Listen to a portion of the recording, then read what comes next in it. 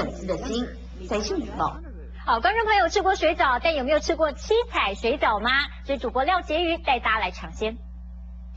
好，直播观众，我们今天带大家来到的是新北市的永和，在这里呢，其实有没有看到旁边有一家店名非常的厉害，它叫海角7号，是不是跟一部电影非常的相似呢？为什么叫海角7号？当然呢，它的名字听起来就知道是要来吃水饺，吃它的蒸饺。看一下现在好像有很多口味不一样的颜色，对不对？是。我们介绍一下，这个是起司的蒸饺，橘色这个对不对？橘色的是起司蒸饺，然后这个有点像白色的，可是它是外面是芋泥的，它是芋泥蒸饺。芋泥哦，对，那吃起来是甜的还是？它是甜的。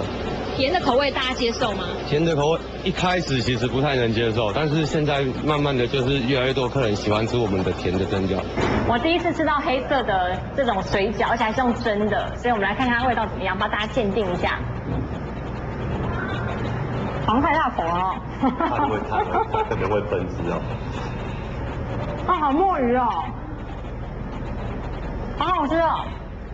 好吃，如果做传统的水饺，应该跟那个老一辈的那种传统的师傅，应该是没有办法比拼的，所以我们就想说，那我们来去做不同的馅料，然后不同的颜色，对吧？就是想要从这样子的方式，能够就是在水饺这个市场上能不能打出知名度这样。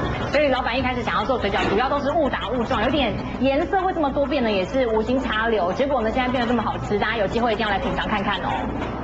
113罐，勇气减量，卖积水，一品。